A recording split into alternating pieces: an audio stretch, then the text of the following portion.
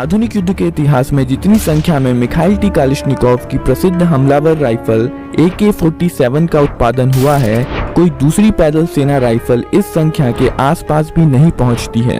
अनुमान लगाया गया है कि AK फैमिली की लगभग 10 करोड़ राइफलें 1 दर्जन से भी ज्यादा देशों द्वारा बनाई जा चुकी हैं।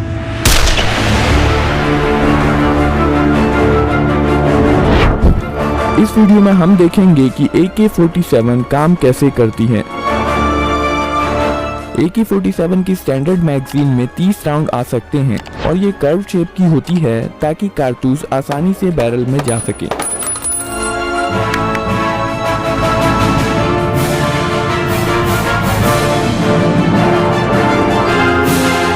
शूटर फ्रंट और रियर साइड की मदद से निशाना लगाता है।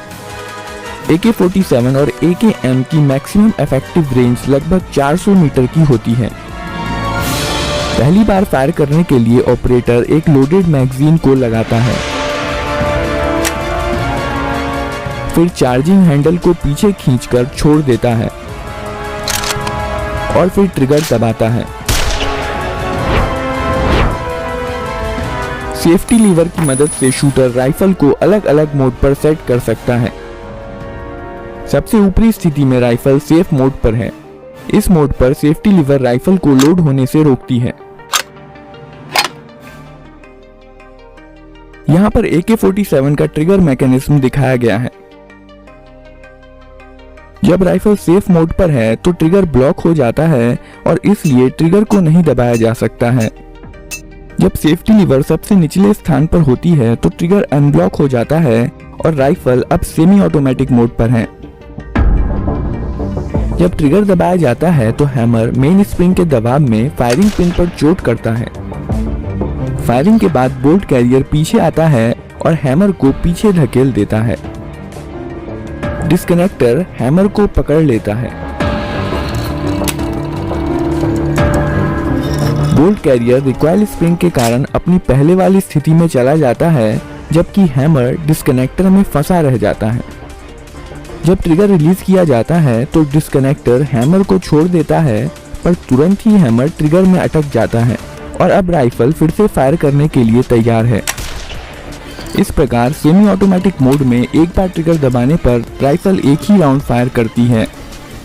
दूसरा राउंड फायर करने के लिए ट्रिगर को रिलीज करना जरूरी होता है। फुल्ली ऑटोमेटिक मोड में सेफ्टी लीवर बीच की स्थिति में होती है और डिस्कनेक्टर को ब्लॉक करके रखती है। इस केस में फायरिंग के बाद जब बोल्ट कैरियर हैमर को पीछे धकेलता है, डिस्कनेक्टर हैमर को नहीं पकड़ पाता है।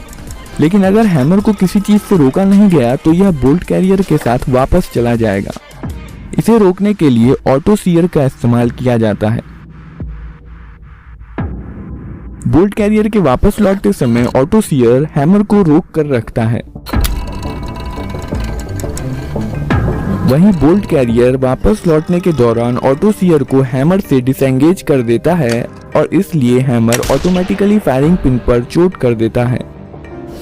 यही कारण है कि फुल्ली ऑटोमेटिक मोड पर राइफल तब तक फायर करती रहती है जब तक ट्रिगर को रिलीज नहीं कर दिया जाता या मैगजीन खत्म नहीं हो जाती। अब हम देखेंगे कि कारतूस को बैरल में कैसे लोड किया जाता है। जब बोल्ट कैरियर वापस आ रहा होता है, बोल्ट जो कि बोल्ट कैरियर में रखा होता है, मैगजीन में से एक कारतूस को बैरल में धकेल देता है।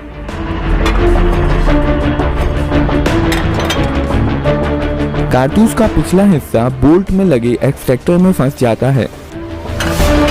कारतूस लोड करने के बाद बोल्ट घूम जाता है ताकि इस पर बने लॉकिंग लग्स की मदद से इसे लॉक किया जा सके।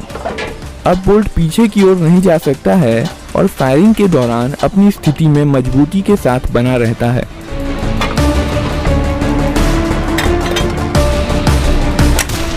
बोल्ट को बोल्ट कैरियर के अंदरूनी हिस्से में बने कैम गाइड के माध्यम से घुमाया जाता है।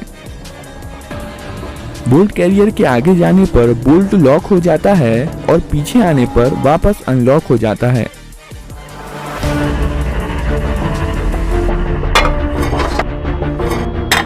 अब बंदूक फायरिंग के लिए तैयार है।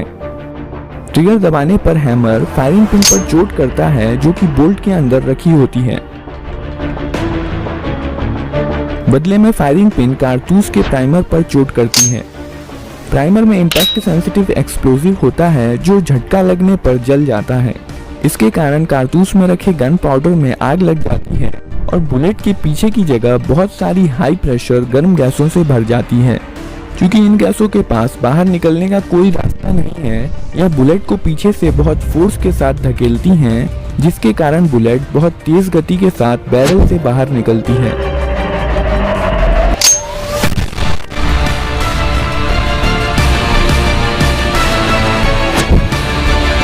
यह एक्सपेंड होती हुई गैसें गैस पिस्टन को पीछे की तरफ धकेल देती हैं। यही वजह है कि इस तरह की रिलोडिंग को गैस ऑपरेटेड रिलोडिंग कहा जाता है।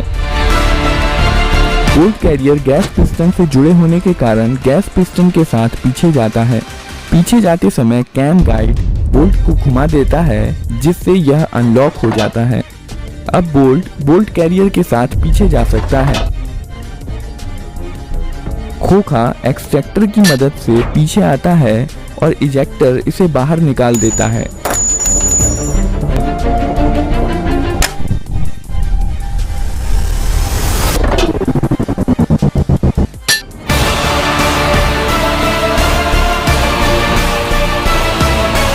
पीछे जाते समय बोल्ट कैरियर हैमर को पीछे धकेल देता है और वापस आते समय बैरल में अगला राउंड लोड कर देता है और इस प्रकार मोड के अनुसार राइफल अगला राउंड फायर करने के लिए तैयार है।